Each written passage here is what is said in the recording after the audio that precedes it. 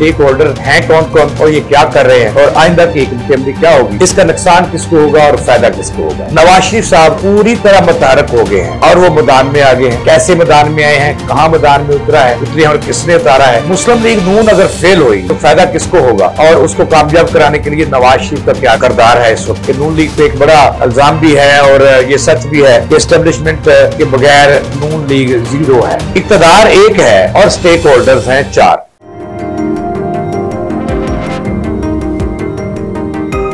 अस्सलाम वालेकुम नाज़रीन, मैं जावेद इकबाल, इय्याका नअबुदु व इय्याका नस्तईन।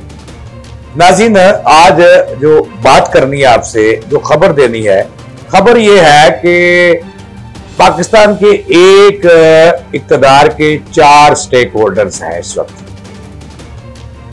इस पे मैंने आज बात करनी है कि ये स्टेक होल्डर हैं कौन कौन और ये क्या कर रहे हैं और आइंदा की हुकूमत अमली क्या होगी, इसका नुकसान किसको होगा और फायदा किसको होगा।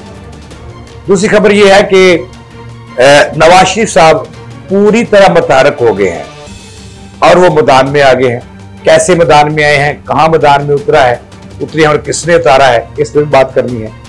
तीसरी बात आपको नाज़रीन ये बतानी है कि मुस्लिम लीग नून अगर फेल हुई तो फायदा किसको होगा और उसको कामयाब कराने के लिए नवाज शरीफ का क्या किरदार है इस वक्त। चौथी बात यह है कि एस्टेब्लिशमेंट नून लीग में तो ये आपको पता है कि डब्बी चुकी बात नहीं है कि नून लीग पे एक बड़ा इल्जाम भी है और ये सच भी है कि एस्टेब्लिशमेंट के बगैर नून लीग जीरो है, नताइज नहीं दे सकती और ना ही इंतखाबी मैदान में नताइज दे सकती है और ना ही इक़्तिदार के मैदान।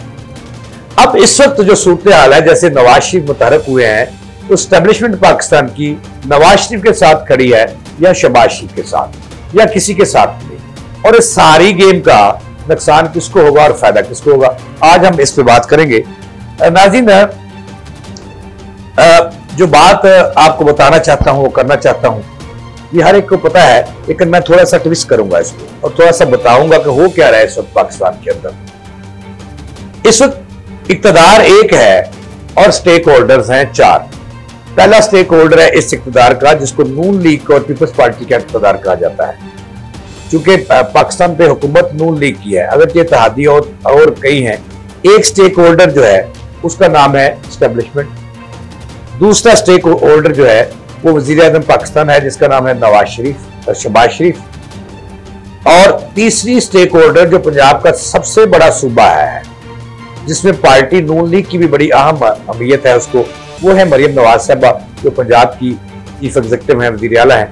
और चौथे स्टेक होल्डर जो है वो नवाज शरीफ है। अब नवाज शरीफ जो है, चाहिए तो ये था कि ये अपना हिस्सा डालते, चूंकि पार्टी के जो बानी हैं वो ये है, बानी कायद कहते हैं।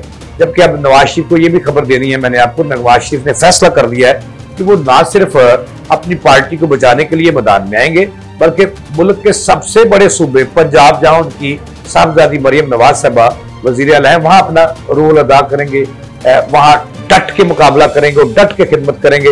और इसके अंदाज आपने देख भी लिया है।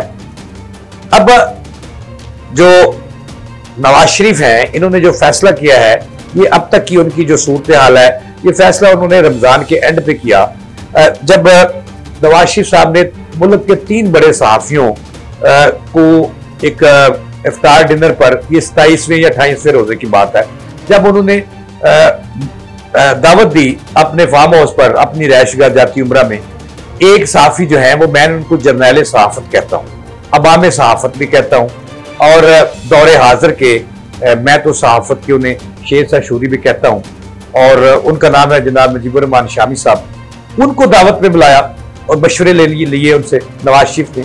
और दूसरे थे फीजुल्लाह नियाजी साहब, वो भी एक बड़े कालम नवीस भी हैं, सीनियर सहाफ़ी भी हैं, और आजकल वो जियो न्यूज़ पे एक बड़े प्रोग्राम में अपना तज़िया भी देते हैं। फीजुल्लाह नियाजी साहब वो है कि जिनका घर वाले इमरान खान के साथ थे, लेकिन उस वक्त वो नून लीग के साथ थे और पूरी तरह इमरान खान की मुखालफत कर रहे थे।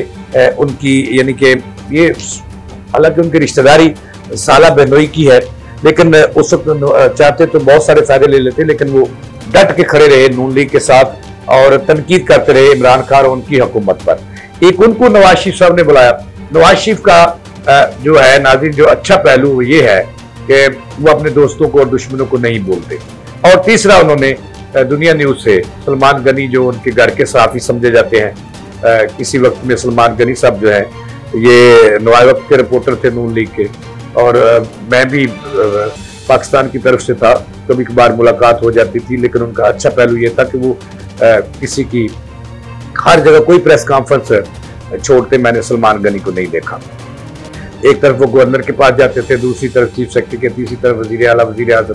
तो हर ये था कि वो हर के राज लेके एक दूसरे से जो उनके हक में होता था वो शेयर भी कर लेते थे। एक वाकया मेरे साथ भी पेश आया था कराची में, सलमान गनी साहब गवाह हैं कि जब हम नेवी के मेहमान थे और यहाँ से हम लाहौर से उड़े, लाहौर से 2 ही सहाफ़ी थे, वहाँ पे भी जो वाकया पेश आया। लेकिन सलमान गनी साहब है तो बहुत सीनियर, लेकिन कभी कभी उनका मूड शरारती भी हो जाता है। बात और तरफ निकल जाएगी तो नेवी में मेरा और सलमान गनी साहब जब हम कराची में थे तो मैंने किया और उन्होंने मेरे साथ क्या करवाया मुझसे, तो ये एक अलग बात है।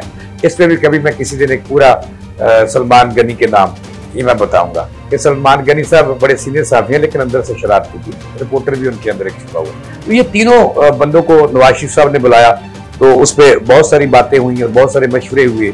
तो मेरा ख्याल है कि नवाज शरीफ ने मुजीबुर रहमान शामी साहब से राय ली, हफीजुल्लाह नियाज़ी साहब से ली और सलमान गनी से ली। तो इस तरह जो मेरा ख्याल है कि उन्होंने जो राय दी मेरी, हालांकि मैं रोजनामा पाकिस्तान का कारकुन हूँ, बतौर चीफ रिपोर्टर काम करता हूँ, शामी साहब की ज़ेर सदारत और ज़ेर अदारत छपने वाले मुल्क के बड़े मोतबर अखबार रोजनामा पाकिस्तान का चीफ रिपोर्टर हूँ और उनके मुताबिक काम करता हूँ। बहुत सारी चीज़ें मैंने शामी साहब से सीखी हैं। लेकिन कहा जाता है, ज़राए का ये कहना है नून लीग कि उन्होंने शामी साहब ने भी और जो लोग मुलाकात करने गए थे उन्होंने नवाज शरीफ को जो मशवरे दिए और उस पर फौरी तौर पर नवाज शरीफ जो थे वो मुतहरक हो गए और उन्होंने मोर्चा संभाल लिया। अब देखते हैं कि नवाज शरीफ जब जिस महाज पर वो काम शुरू करने लगे हैं, चूंकि सबसे पहले जो उन्हें मशवरा दिया गया वो ये था कि अपनी पार्टी बचाओ। अगर अपनी पार्टी नवाज शरीफ साहब आपने ना बचाई, अब चूंकि इक़्तिदार उनके पास है, अगर के स्टेक होल्डर 4 हैं और अगर पीपल्स पार्टी को ले लिया जाए तो 5 हो गए, लेकिन वो सिंध तक महदूद है। सदारत जो है वो 18वीं तरमीम के बाद सदर जो है वो हथली होते हैं, बेकार सी बस टॉप टप्पा मजे जहाज ये वो बस। अब जो 4 स्टेक होल्डर्स हैं, कहा जाता है कि इनमें जब नवाज शरीफ को बहुत सारे मशवरे हैं, उनमें से एक भी था कि पार्टी बचाओ। नवाज शरीफ को ये मशवरा दिया गया कि अगर आप और आपके भाई, लोग आपके भाई को नहीं जानते, नून लीग का मतलब है नवाज शरीफ, मरियम नवाज को नहीं जानते, उसका मतलब है नवाज शरीफ, तो पार्टी आपकी, आप पार्टी बचाओ। अगर आपकी हुकूमत पंजाब में फेल हुई और परसेप्शन डेवलप ना कर सकी आपकी साहबजादी नून लीग का, तो फिर चूंकि जो है वो एक तो पाकिस्तान में जो है वो इस वक्त एक ही बात है कि वो पार्टी मैदान में आती है, अवाम उसको सलूट करते हैं जो एंटी एस्टेब्लिशमेंट हो। नवाज शरीफ को ये भी बताया गया और उनका मुझे पता भी है। ज़राए का ये भी कहना है कि उन्हें कहा गया कि अगर नून लीग जो है पंजाब के अंदर कारकर्दगी ना दिखा सकी तो नजर जो आ रहा है, तो और मरकज में कारकर्दगी आपके भाई ना दिखा सके तो उनका फेलियर आपका और नून लीग का फेलियर है।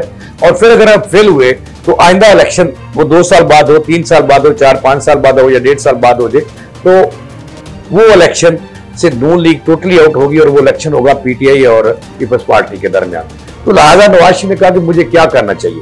तो ज़राए का कहना है कि उन्हें ये भी एक दीगर मशवरों के अलावा ये भी मशवरा हुआ कि आप खुद पंजाब का महाज संभालें, पंजाब मिनी पाकिस्तान है और दूसरा नाम जो है पंजाब का पाकिस्तान है। तो लिहाजा पंजाब में आपकी हुकूमत है, बेटी आपकी नहीं है, तो आप उनका साथ दें। मरियम नवाज साहबा अभी तक बहुत सारे कारनामे सर अंजाम दे रही हैं, काम भी कर रही हैं, लेकिन आपको उनका साथ देना होगा। उस पर नवाज शरीफ ने फौरी अमल कर लिया और सबक सीख लिया। अब वो खुद मैदान में उतरे हुए हैं। ज़राए का ये कहना है कि देखिए, अब 2 रोज कबल जो नवाज शरीफ तंदूर पे गए हैं मरियम साहबा के साथ, फिर फैसलाबाद में इससे पहले चले गए थे, अब नवाज शरीफ मजीद मुतरक होंगे।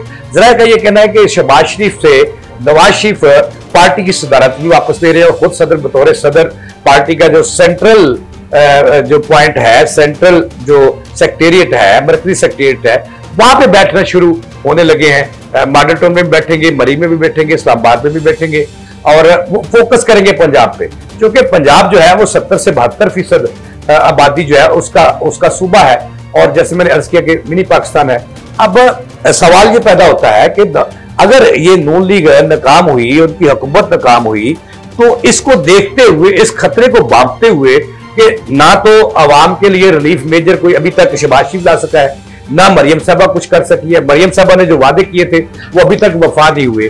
तो इस पे नाज़रीन अब इमरान जो नवाज शरीफ है खुद मैदान में आ गए हैं, और वो खुद मरियम साहबा के साथ मुख्तलिफ मकामात पे जाएंगे, पार्टी की क़यादत भी खुद संभालने लगे हैं, और मरियम साहबा के साथ मिलकर पंजाब की खिदमत भी खुद करने लगे हैं, क्योंकि वो समझते हैं कि जो पंजाब में जीता वही मरकज में हुकूमत बनाएगा। अब इसके बाद स्टैब्लिशमेंट कहां स्टैंड करती है, क्योंकि हुकूमत जो है नून लीग की है और मरकज में है।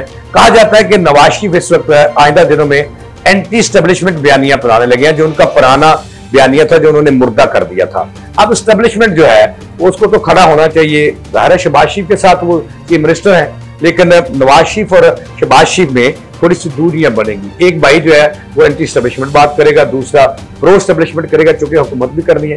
तो इसका जो है वो क्या नताइज निकलेंगे मुस्तकबिल करीब में, और क्या सूरत हाल होगी पाकिस्तान में। नाज़रीन अब प्रोग्राम का वक्त खत्म होता है, ये दूसरी किस्त पार्ट 2 में कल आपको बताऊंगा कि नवाज शरीफ अब क्या करने जा रहे हैं और पाकिस्तान के साथ क्या होने वाला है, और शहबाज शरीफ कहां स्टैंड करेंगे, स्टैब्लिशमेंट कहां स्टैंड करेगी, मरियम कहां स्टैंड करेंगी, ये तमाम बातें। और दूसरी मैं आपको जो है वो ये भी बताऊंगा कि नून लीग जो है वो अपने वादे से मुकर गई है, जिसका मैं सबूत दूंगा वो किस किस वादे से मुकरी है, क्या क्या वादे किए थे।